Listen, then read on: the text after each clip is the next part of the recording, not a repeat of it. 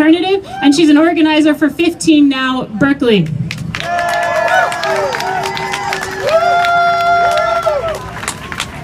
Hi, my name is Serafina, and I'm a member of Socialist Alternative. I'm also a community college student and a worker.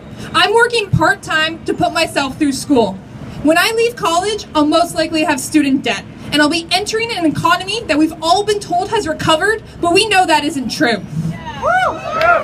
Since the financial crisis hit in 2008, the political situation has changed in the US and across the globe. Occupy Wall Street, the Fight for 15, Black Lives Matter, and the Bernie Sanders political revolution. All these movements are signs that working people and young people in the US are fed up. Woo!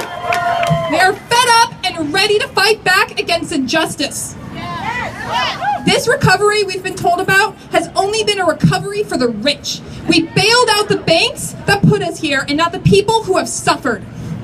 Capitalism isn't here for the people. It's here for the 1%. Bernie knows this. I know this. All of us here know this.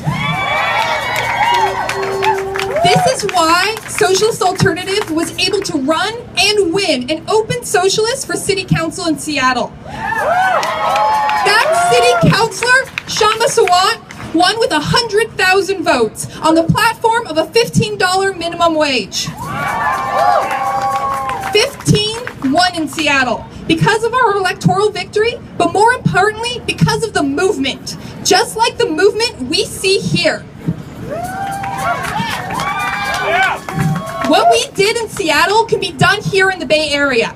It can be done in cities across the country. We can make this movement a real alternative to corporate politics. Today, the two-party system establishment is in crisis. Both parties get the vast majority of their money from corporations. Corporate money is their lifeblood. It is the gasoline that makes these political engines run. In fact, last year, when our city councilor was up for re-election, the Republicans formed a super PAC to support the Democrats' campaign against Shama. Both parties worked together against us, following the orders of the slumlords and the big developers that funded them. But it didn't work.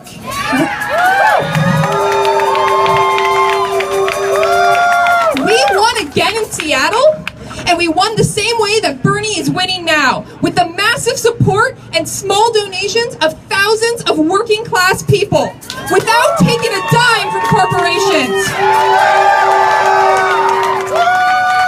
Our campaign would have been nothing without the mass movements that popularized and pushed for these demands: a decent wage and affordable housing.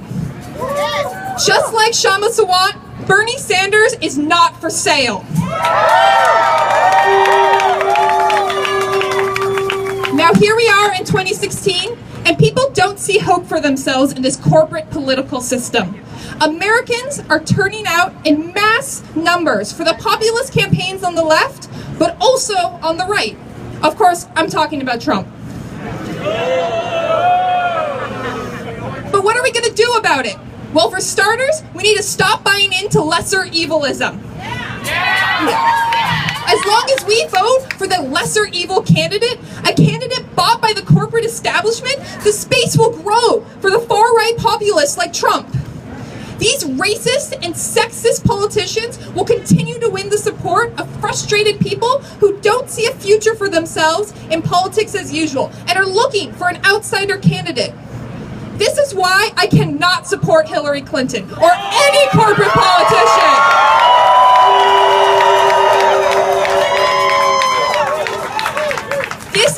This is why I strongly support anti-corporate candidates like Bernie Sanders and Shama Sawant. It's why we're here next to Citibank and talking about the issues of corporate politics, because we have to understand what we're up against and how we can win real victories for working people in the US and around the world. When we face powerful corporate interests and rampant racism like this, it is easy to lose faith. However, right now, people are marching with us in 77 cities across the nation.